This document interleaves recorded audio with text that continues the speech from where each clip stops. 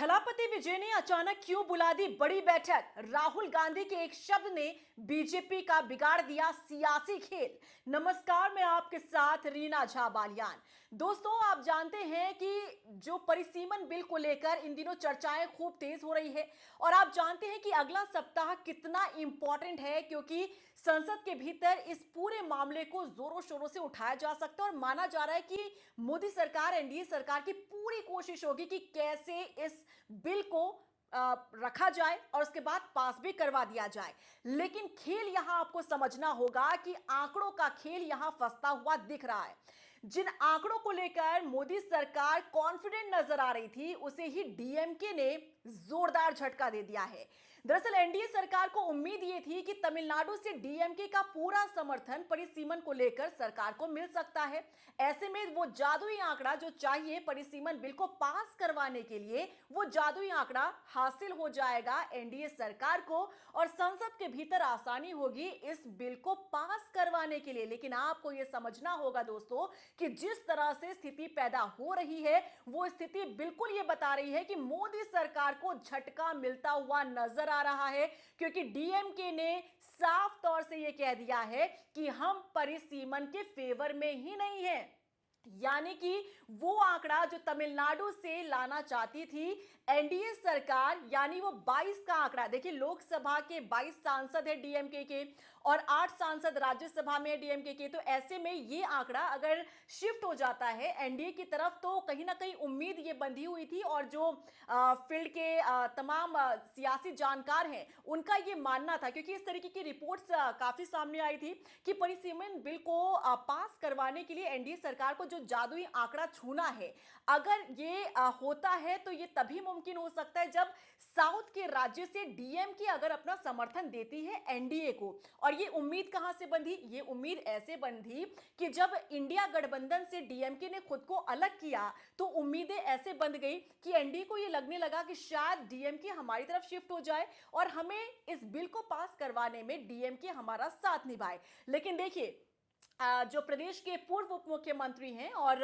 नेता प्रतिपक्ष है तमिलनाडु में, यानी कि उदयनिधि स्टालिन, उन्होंने दो टूक कह दिया कि परिसीमन के फेवर में तो हम कभी हैं ही नहीं, हमें परिसीमन नहीं चाहिए और परिसीमन को लेकर हमारा स्टैंड क्लियर है कि डीलिमिटेशन नहीं होना चाहिए, हम इसके समर्थन में नहीं हैं। अब डीएमके का ये ऐलान करना एनडीए की उन उम्मीदों पर पानी फेरता है जो उम्मीद लगाए एनडीए नजर आ रही थी। और इसी के साथ आप ये समझिए कि राहुल गांधी के एक शब्द ने कैसे पूरे गेम को पलट कर रख दिया और कैसे थलापति विजय ने एक बड़ी बैठक अफरा तफरी में बुलाई है। इस बैठक का महत्व क्या है, क्या इंपॉर्टेंस है, वो भी पूरी डिटेल के साथ हम आपको समझाने जा रहे हैं। लेकिन उससे पहले आप ये समझिए कि डीएमके को ये स्टैंड लेना, आखिर क्या ये मजबूरी में लिया गया स्टैंड है या फिर इसके पीछे की वजह क्या है? तो इसके पीछे की एक वजह आप ये भी समझ सकते हैं कि अभी हाल ही में कांग्रेस नेता राहुल गांधी जब तमिलनाडु के दौरे पर गए थे, तब उस दौरान मीडिया से मुखातिब होते हुए राहुल गांधी ने यह कहा था कि अगर कोई भी नेता, अगर कोई भी सियासी दल डीलिमिटेशन का समर्थन करता है या फिर वो फेवर करता है तो उससे गद्दार समझा जाएगा। आप समझते हैं, ये एक ऐसा टैग होता है जो अगर किसी सियासी दल पर लग गया या किसी नेता पर लग गया तो वो जन्मों जन्मों तक नहीं हट पाता और एक बड़े दाग के तौर पर इस शब्द को देखा जाता रहा है। और यही कारण है कि डीएमके अगर सोच भी रही थी कि हम समर्थन दे देते हैं एनडीए को, लेकिन डीएमके के नेता ने दो टूक कह दिया और अपना स्टैंड क्लियर कर दिया है कि हम किसी भी सूरत में डीलिमिटेशन के फेवर में नहीं हैं, हम परिसीमन का समर्थन नहीं करते हैं। अब आप इसी से समझ लीजिए कि वो जो जादुई आंकड़ा छूना चाहती थी एनडीए डीएमके को अपने साथ लाकर, उसमें बड़ा झटका एनडीए को लगा है। आखिर ये आंकड़ा कौन सा है और नंबर गेम क्या कहता है और कैसे एनडीए को झटका लगा है, ये भी पूरी डिटेल के साथ हम आपको समझाते हैं। लेकिन उससे पहले आप ये समझिए कि तमिलनाडु के मुख्यमंत्री थलापति विजय ने आखिर अचानक यूं बड़ी बैठक क्यों बुलाई है। तो देखिए, ये बड़ी बैठक भी इसीलिए बुलाई गई है क्योंकि तमिलनाडु के जो मुख्यमंत्री है थलापति विजय, वो पहले से ही डीलिमिटेशन के फेवर में नहीं है, वो पहले से ही इसके अगेंस्ट में है, वो कभी भी इसका समर्थन नहीं करते। और यही कारण है कि कि जैसे ही पता चला कि ये आंकड़ा जुटाने में एनडीए सरकार लगी हुई है कि कैसे सोमवार से जब सत्र शुरू होगा फिर से, यानी कि अगला सप्ताह बेहद इंपॉर्टेंट माना जा रहा है, तो ऐसे में ये कोशिश है एनडीए की कि कैसे वो जादुई आंकड़ा छू लिया जाए ताकि परिसीमन बिल को इस सत्र में पास करवा लिया जाए। अब यही जब हर तरफ चर्चा होने लगी, तब उसके बाद तमिलनाडु के मुख्यमंत्री थलापति विजय ने अनाउंसमेंट किया कि एक बड़ी बैठक बुलाई जाएगी और इस बड़ी बैठक में सभी दल के जो नेता हैं वो शामिल होंगे, चाहे वो सत्ता पक्ष के हो चाहे विपक्ष के हो, तमाम सियासी दल के नेता इसमें जुटे ताकि सरकार ये समझ पाए कि आखिर किसका क्या स्टैंड है परिसीमन को लेकर और डिलिमिटेशन को लेकर, कौन सा सियासी दल क्या सोच रखता है।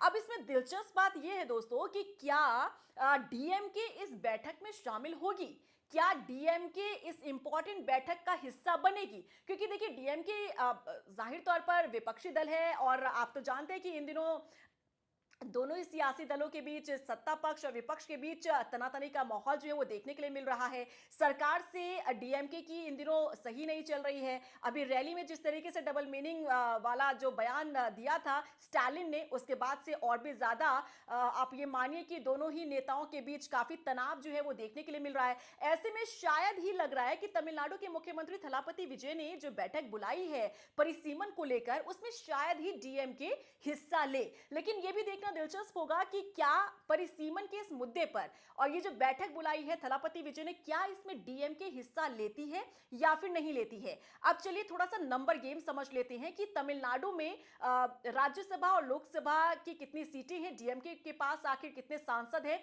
और अगर ये इस तरफ शिफ्ट होते हैं, देखिए हालांकि अभी फिलहाल तो ये दूर दूर तक भी नजर नहीं आ रहा है, क्योंकि जब डीएमके के ही नेता ने क्लियर कर दिया कि हम समर्थन नहीं दे रहे हैं, आप इस उम्मीद में मत रहिए, तो एक पूरे तरीके से आप ये मानिए कि मोदी सरकार और एनडीए सरकार की उम्मीदों पर पानी फेर कर रख दिया है डीएमके ने। लेकिन आप अगर इस पूरे मामले को गहराई से समझना चाहते हैं दोस्तों, तो इसके लिए जरूरी है कि आप नंबर गेम को भी थोड़ा सा समझ लीजिए।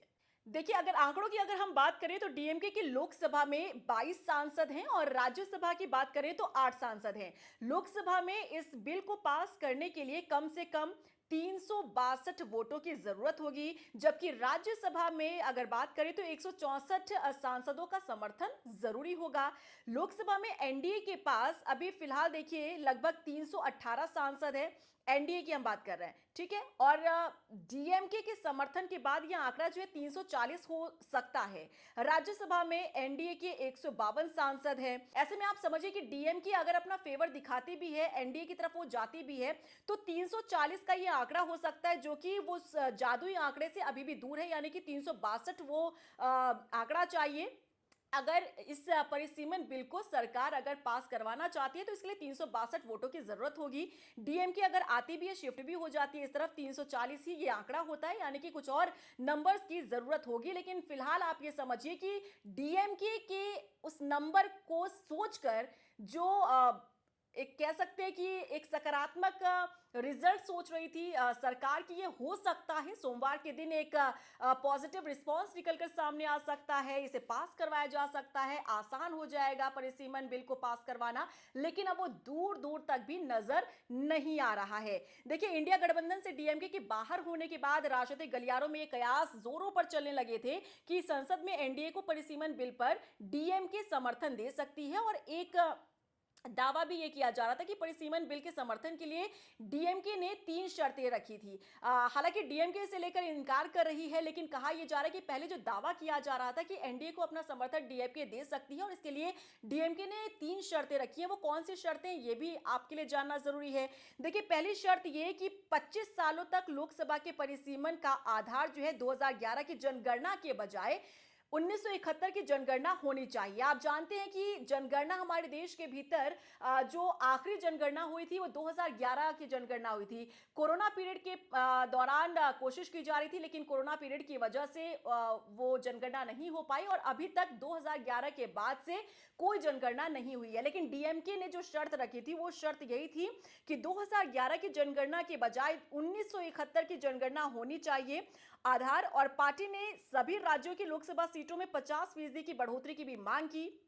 तीसरी शर्त ये कि बिल में राज्यवार एक सूची शामिल हो जिसमें यह दिखाया जाए कि प्रस्तावित परिसीमन प्रक्रिया के बाद हर राज्य में कितनी सीटें होंगी। दोस्तों, आप जानते हैं कि परिसीमन बिल जो है वो सरकार क्यों पास करवाना चाहती है। इसके पीछे की वजह यह बताई जा रही है कि हर एक राज्य में जो सीटें हैं लोकसभा की वो बढ़ जाएंगी और ऐसे में जो शर्त रखी गई थी डीएमके की तरफ से, वो तीसरी शर्त यही थी कि वो बताया जाए कि हर एक राज्य में कितनी सीटें बढ़ा दी जाएंगी।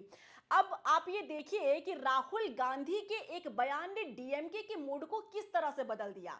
अब आप इसके पीछे की कई वजह मान सकते हैं, या तो राहुल गांधी के उस बयान को मान सकते हैं या तो डीएमके की राजनीति को आप समझ सकते हैं। देखिए, डीएमके भली भांति जानती है कि वो राज्य से बाहर राजनीति नहीं कर सकती है, राज्य के भीतर ही राजनीति करनी है। भले ही इस बार वो सत्ता से दूर रही, लेकिन पिछली बार तो उन्होंने सत्ता का स्वाद चखा है। ऐसे में कोशिश पूरी यही होगी कि 5 साल बाद जब फिर से चुनाव होते हैं तो कैसे टीवीके को सत्ता से हटाकर फिर से सत्तासीन होना है। यानी कि डीएमके की बात करें या टीवीके की बात करें, ये तमिलनाडु के भीतर ही अपनी राजनीति कर सकते हैं, आप जानते हैं। तो ऐसे में डीएमके अपना कोई ज्यादा इंटरेस्ट नहीं दिखा रही है एनडीए की तरफ, लेकिन दावा इसलिए किया जा रहा था कि डीएमके इस तरफ शिफ्ट हो सकती है, वो इसलिए क्योंकि इंडिया गठबंधन से अपना हाथ जो है वो पीछे कर दिया था डीएमके ने। इंडिया गठबंधन का अब ये हिस्सा नहीं है डीएमके। इसीलिए ये चर्चाएं जोरों पर चल रही थी सियासी गलियारों में कि अगर इंडिया का साथ छोड़ दिया है डीएमके ने तो एनडीए की तरफ आसानी से ये शिफ्ट हो सकती है। लेकिन स्टालिन ने दो टूक कह दिया कि हम देखिए अपनी बात पर अड़िग हैं और हम इसी पर अड़िग रहेंगे कि हमें परिसीमन बिल, हम इसके समर्थन में नहीं है। अच्छा, राहुल गांधी ने क्या कहा ये भी आप समझिए। जब तमिलनाडु के दौरे पर गए थे राहुल गांधी और उस दौरान जो उन्होंने मीडिया से बात करते हुए बयान दिया ना, वो बयान भी आप कह सकते हैं कि एक मैजिकल वर्ड कहीं ना कहीं यहां पर एनडीए की गेम को बिगाड़ने में एक बड़ा भागीदारी इसने निभाई है। देखिए, कांग्रेस नेता राहुल गांधी ने परिसीमन बिल को समर्थन देने वालों को 21वीं सदी का एट्टापम कहा था। तमिल में एट्टापम का मतलब होता है गद्दार। बयान भी हम आपको सुनाते हैं कैसे राहुल गांधी जब तमिलनाडु के दौरे पर गए थे तब उन्होंने कहा था कि 21वीं सदी का एट्टापम होगा अगर कोई भी परिसीमन बिल का समर्थन करता है तो। ये सुनिए। There is an attempt by the BJP to do delimitation. Delimitation is designed to disenfranchise, to take away power from the people of Tamil Nadu. This is a BJP conspiracy. There was a historical character in Tamil Nadu called Attappan. Attappan. Attappan is basically symbolic of the betrayal of the people of Tamil Nadu. Anybody who supports delimitation is betraying Tamil Nadu, is betraying the future of Tamil Nadu, is allowing the RSS and BJP to attack the people of Tamil Nadu and the future of Tamil Nadu, and is a Attappan. Is a 21st century Attappan. No Tamil person should support delimitation. Every single Tamil person should oppose delimitation. Every single Tamil party, national party, should defeat delimitation in the house. सुना आपने, ये एट्टापम यही है जो राहुल गांधी बोल रहे हैं। तमिलनाडु में और तमिल की भाषा में एट्टापम का मतलब होता है गद्दार। और सीएम विजय ने भी परिसीमन के मुद्दे पर चर्चा के लिए सांसदों की मीटिंग बुलाई है। टीवीके के लोकसभा और राज्यसभा में एक भी सांसद नहीं है, ये आपको समझना होगा। एक भी सांसद नहीं है टीवीके, क्योंकि आप जानते हैं नई पार्टी है और पहली बार ही चुनावी मैदान में उतरी है, पहली बार ही सरकार बनाने में सफल हुई। लेकिन अभी कोई भी राज्यसभा में या लोकसभा में टीवीके का कोई भी सांसद नहीं है। इसके बावजूद भी सरकार ने ये समझने के लिए सांसदों की बैठक बुलाई है कि आखिर तमाम सियासी दलों के नेताओं का क्या इस पर विचार है, क्या सोच है, क्या वो स्टैंड रखते हैं। ये समझने के लिए दरअसल तमिलनाडु के मुख्यमंत्री थलापति विजय ने अफरा तफरी में ये बैठक बुलाई है। बेहद महत्वपूर्ण ये बैठक मानी जा रही है क्योंकि अब ये देखना होगा कि जिस पार्टी के ऊपर निर्भर है एनडीए कि अगर तमिलनाडु से हमें इस पार्टी के सांसदों का समर्थन अगर मिल जाता है लोकसभा में और राज्यसभा में, क्योंकि आप जानते हैं कि डीएमके के लोकसभा में 22 हैं सांसद और राज्यसभा में 8 हैं, तो ऐसे में इन्होंने उम्मीद की कि अगर ये 30 नंबर हमारी तरफ शिफ्ट हो जाता है तो हमारे लिए एक बड़ा काम हो सकता है और हम आगे बढ़ सकते हैं इस दिशा में। लेकिन डीएमके ने एनडीए की उम्मीदों पर पूरी तरह से पानी फेरकर बड़ा झटका दे दिया है।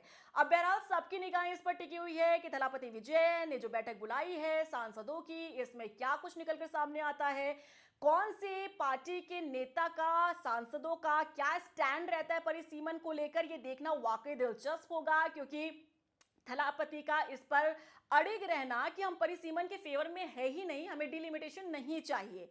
डीएमके विपक्ष वो भी यही कह रहा है कि हम इसके फेवर में नहीं है, यानी कि एनडीए की मंसूबों पर पानी फिरता हुआ नजर आ रहा है। फिलहाल आप लोगों का रिएक्शन क्या है इस पूरे मामले को लेकर कमेंट सेक्शन में जरूर बताइएगा। लेकिन वाकई में राहुल गांधी के एक शब्द ने तमिलनाडु के भीतर जो डीएमके का मूड बदल सकता था उसे पूरी तरीके से आप ये मान सकते हैं कि उनके विचार को बदलने का काम राहुल गांधी के एक शब्द ने कर दिया है। क्योंकि आप सोचिए डीएमके इस तरफ शिफ्ट हो सकती थी, लेकिन डीएमके नहीं चाहते किसी भी सूरत में कि ये गद्दार शब्द का जो टैग है वो उनकी पार्टी के ऊपर लगे और आगे चलकर चुनाव में इसी टैग का इस्तेमाल विपक्षी करे और उन्हें इसका नुकसान उठाना पड़े। तो आप समझ रहे हैं तमिलनाडु की राजनीति और देश की राजनीति में क्या कुछ चल रहा है परिसीमन बिल को लेकर।